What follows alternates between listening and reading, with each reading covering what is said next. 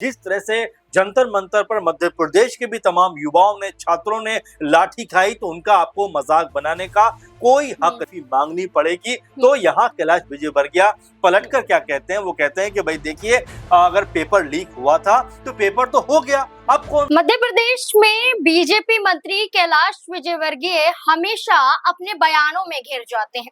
उनके बयान खुद उनको फंसा देते हैं और हाल फिलहाल में जंतर मंतर पर छात्रों का प्रदर्शन है। मांग है सरकार की कि पेपर लीक के सिलसिले में कठोर कदम उठाया जाए। शिक्षा मंत्री धर्मेंद्र प्रधान का इस्तीफा मांग रहे हैं छात्र। दूसरी तरफ संसद से लेकर सदन चालू है और इसमें लगातार विपक्ष और सत्ता पक्ष के बीच में बयानबाजी का दौर है। ऐसे में कैलाश विजयवर्गीय छात्रों को लेकर कुछ ऐसा कह देते हैं जिसके बाद कांग्रेस पार्टी सदन के बाहर धरने पर बैठ जाती है और मांग होती है कि कैलाश विजयवर्गीय जब तक छात्रों से माफी नहीं मांग लेते हैं तब तक वो अपना धरना खत्म नहीं करेंगे। जब तक कैलाश विजयवर्गीय माफी नहीं मांग लेते हैं वो पीछे नहीं हटेंगे, क्योंकि छात्रों का अपमान है और ये अपमान बीजेपी लगातार कर ही रही। आखिरकार कैलाश विजयवर्गीय ने ऐसा क्या कह दिया और क्या वाकई अब कैलाश विजयवर्गीय माफी मांगेंगे या फिर नहीं, इसी से जुड़े हुए तमाम सवाल हैं, क्योंकि मध्य प्रदेश की राजनीति में बीजेपी नेता ही खुद बीजेपी को ही मुश्किलों में डाल देते हैं अपने ही बयानों के चलते। चर्चा करने के लिए वरिष्ठ सहयोगी अमन जी मौजूद हैं। सर, वाकई कैलाश विजयवर्गीय ने ऐसा क्या कहा जिसके बाद कांग्रेस पार्टी के जो नेता प्रतिपक्ष है उमंग सिंघार वो धरने पर बैठ जाते हैं तमाम कांग्रेस के और विधायकों के साथ।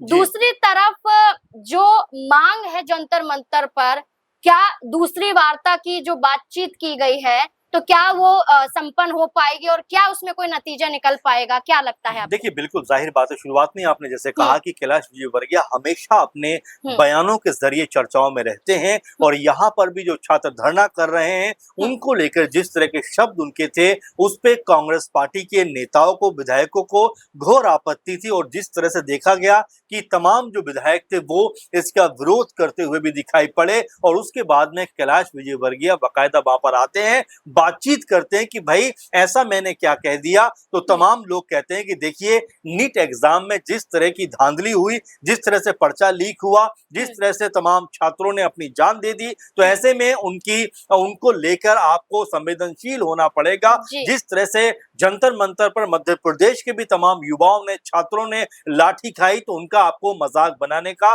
कोई हक नहीं है। और इसके बाद में तमाम जो वहां पर बैठे हुए लोग थे वो ये कहते हैं कि आपको माफी मांगनी पड़ेगी। तो यहाँ कैलाश विजयवर्गीय पलटकर क्या कहते हैं, वो कहते हैं कि भाई देखिए, अगर पेपर लीक हुआ था तो पेपर तो हो गया, अब कौन सी दिक्कत आपको बचती है। तब कांग्रेस पार्टी के लोग कहते हैं कि देखिए, पेपर तो हुआ लेकिन सिर्फ नीट नहीं बल्कि इसके अलावा 152 ऐसे पर्चे हैं, ऐसे एग्जामिनेशन है जो एक तरीके से जो लीक हुए उसको लेकर भी जवाबदेही तय होनी चाहिए। और जिस तरह के शब्दों का आपने प्रयोग किया है, यानी कांग्रेस पार्टी के विधायक ये बात कह रहे थे कि जिस तरह के शब्दों का आपने प्रयोग किया है उसके लिए आपको माफी मांगनी चाहिए। और कैलाश विजयवर्गीय कहते हैं कि मैंने ऐसा कुछ नहीं कहा और ये कहते हुए वहां से आगे बढ़ जाते हैं और उसके बाद तमाम जो कांग्रेस के विधायक थे वहां पर जोर जोर से कहने लगते हैं, कैलाश विजयवर्गीय माफी मांगिए। तो अपने आप में जो जंतर मंतर पर जो प्रोटेस्ट है वो जंतर मंतर पे तो हो ही रहा है,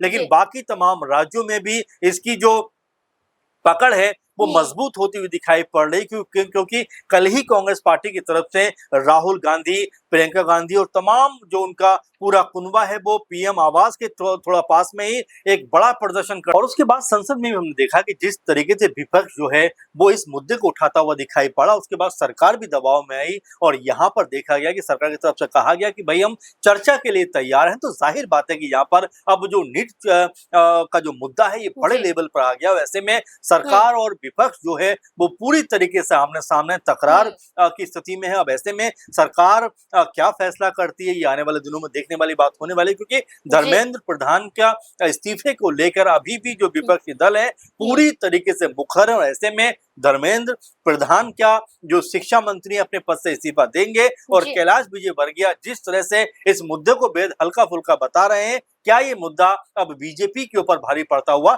दिखाई पड़ेगा? बिल्कुल, अगर हम बात करें तो लगातार छात्रों के अंदर आक्रोश है और इसी आक्रोश का जो एक नतीजा था हमने 20 जुलाई को देखा। जो लाठीचार्ज बच्चों पर हुआ, जैसे पुलिसकर्मी ने अपना कदम उठाया, इसके बाद छात्र भी अपने बचाव में दिखाई दिए।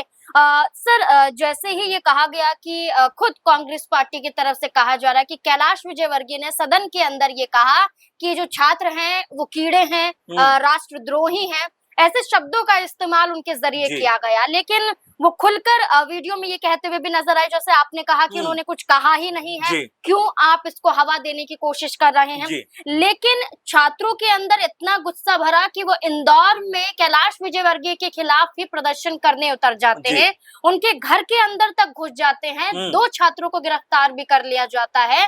तो क्या यहाँ पर सरकार पर दबाव है, सिर्फ केंद्र स्तर पर नहीं, राज्य स्तर पर भी, कि अगर आप बयानबाजी करेंगे तो आप भी मुश्किलों में आ देखिए, सकते हैं? जाहिर बात है, क्योंकि अब ये मामला लगातार तूल पकड़ता हुआ दिखाई पड़ता है, क्योंकि जंतर मंतर पे तो तमाम छात्र नजर आए, लेकिन साथ में राज्य स्तर पे हम देख रहे हैं कि लगातार कांग्रेस पार्टी की तरफ से, या ये भी कहा जा सकता है कि तमाम जो छात्र हैं वो अपने बलबूते भी इस आंदोलन को कहीं आगे बढ़ाते हुए दिखाई पड़ रहे हैं। और ऐसे में कैलाश विजयवर्गीय जिस तरह की बयानबाजी कर रहे हैं, उसको लेकर भी छात्र कोई बहुत ज्यादा खुश नहीं है और यहाँ पर उन्हीं के खिलाफ अब मोर्चा निकालते हुए दिखाई पड़ते हैं। ऐसे में दतिया के ऊपर उपचुनाव है, उपचुनाव से पहले जिस तरह की स्थिति बनती हुई दिखाई पड़ती है, क्या बीजेपी को ये भारी पड़ सकती है? क्योंकि बड़ा सोच समझकर बयान देना चाहिए, क्योंकि कांग्रेस पार्टी की तरफ से जिस तरह कहा गया कि मध्य प्रदेश के भी बहुत सारे छात्र जंतर मंतर पहुंचे थे, उनके ऊपर भी लाठी बरसाने का काम किया गया है। तो ऐसे में बीजेपी के लिए जो स्थिति है,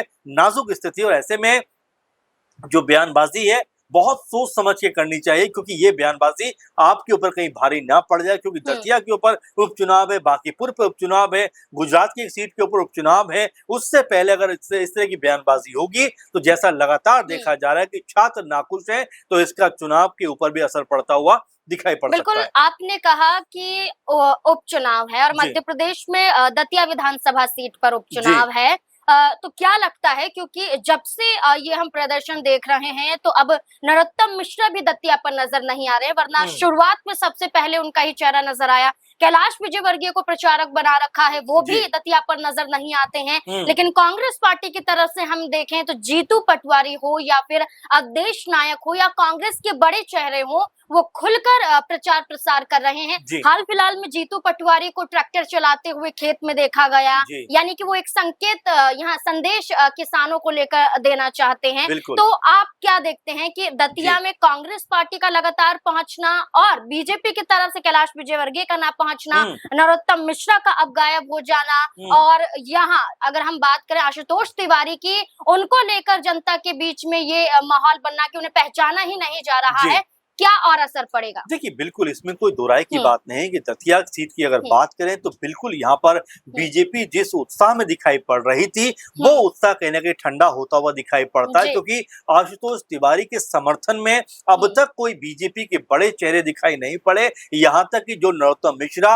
ये कहते हुए नजर आए कि मैं घर घर जाऊंगा, गांव-गांव जाकर लोगों को से समर्थन जुटाने का प्रयास करूंगा, अब वैसा दिखाई नहीं पड़ता। वही कांग्रेस पार्टी का जिक्र आपने किया, तो बिल्कुल इसमें कोई हैरानी की बात भी नहीं है कि जीतू पटवारी जो है वो बेहद जमीनी स्तर पर जाकर कार्य करते हैं। इसीलिए कांग्रेस पार्टी को एक नई तरीके की जो जान है वो उन्होंने दी है। मध्य प्रदेश के अंदर हर चुनाव में, हर मौके पर वो सबसे आगे खड़े हुए दिखाई पड़ते हैं और चुनाव प्रचार जो कर रहे हैं उसमें तमाम घरों पर पहुंचते हैं। अभी कुछ दिनों पहले एक घर में पहुंचे और वहां पर रोटी जो है हाथ पे रखकर खाने लग गए और ये कहने लगे कि भाई कुछ दिक्कत की बात नहीं है, अगर थोड़ा अचार है तो वो ले आओ, मैं उसी से खाना खा लूंगा, थोड़ी प्याज है या वो ले आओ, यानी कि अपने आप को उन लोगों के बीच में ले जाकर उन्हीं की तरह का दिखाने का प्रयास यहाँ पर जीतू पटवारी ने किया। और अब एक फुटेज आया जिसमें ट्रैक्टर चला रहे हैं, धान की रोपाई करते हुए नजर आते हैं, तो ये बताता है कि लोगों से जुड़ाव आपका किस तरीके का है। लेकिन यहीं अगर हम बीजेपी खेमे की बात करें तो अब तक कोई बड़ी बयानबाजी या अब तक कोई बड़ा जनसंपर्क नहीं हुआ है और ऐसा लगता है कि चुनाव में आशुतोष तिवारी कहीं ना कहीं अकेले यहाँ पर पड़ते हुए दिखाई पड़ते हैं, क्योंकि चुनाव को महज 7-8 दिन का वक्त रह गया, क्योंकि 30 जुलाई को चुनाव है। हम 22 तारीख में आज बात कर रहे हैं, 28 जुलाई को चुनाव प्रचार खत्म हो जाएगा। तो ऐसे में 4-5 दिन में क्या बीजेपी के बड़े चेहरे नजर आएंगे या आशुतोष तिवारी अकेले दम पर चुनाव लड़ते हुए दिखाई देंगे? एक और सवाल सर, दामोदर यादव को लेकर, और अगर हम दामोदर यादव की बात करें तो अक्सर उनके भाषणों में कांग्रेस पार्टी को घेरने वाले बयान नजर आते हैं, लेकिन बीजेपी के खिलाफ या नरोत्तम मिश्रा के खिलाफ या आशुतोष तिवारी के खिलाफ अक्सर दामोदर यादव को बोलते हुए नहीं सुना गया है।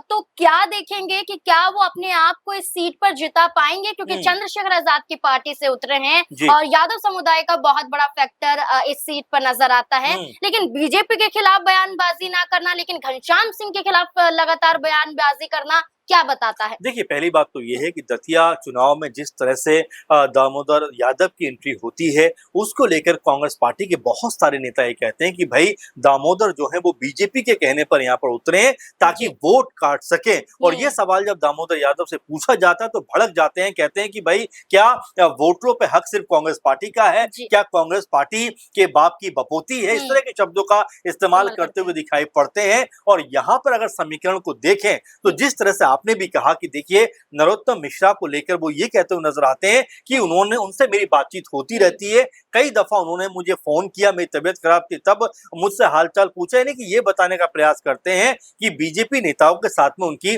अच्छी उठक बैठक है। अब ऐसे में जो सवाल खड़े होते हैं कि क्या वो वाकई में यहाँ पर जो है वोट काटने के लिए खड़े हुए, क्योंकि कांग्रेस पार्टी के कुछ नेता यहाँ तक कहते हैं कि वो बीजेपी की बी टीम बनकर यहाँ पर उतरे हैं, यानी वोट काटकर फायदा बीजेपी को पहुंचाना चाहते हैं। क्योंकि आप देखिए दतिया के ऊपर अगर हम वोटों को देखें, समीकरण साधने का प्रयास करें तो पता चलता है कि लगभग 15% यहाँ पर दलित समुदाय के जो वोटर हैं वो आते हैं, 7% यादव वोट बैंक आता है, इसके अलावा 3-4% मुस्लिम वोट बैंक भी आता है। और ये 25-26 वोट जो नजर आता है दतिया सीट के ऊपर, अगर ये यहाँ से वहां हो जाए तो किसी भी प्रत्याशी की हार या जीत होती हुई दिखाई पड़ेगी। तो क्या जो दामोदर यादव पर आरोप लग रहे हैं, कांग्रेस पार्टी के लोग आरोप लगा रहे हैं, क्या उसमें कोई सच्चाई है? और या फिर दामोदर यादव कोई बड़ा फैक्टर यहाँ पर बनकर उभरते हुए दिखाई पड़ेंगे? क्योंकि अब तक उनकी जो बयानबाजी है उसको देखकर तो ऐसा नहीं लगता कि बीजेपी के खिलाफ कोई बड़ी बात उन्होंने बोली है।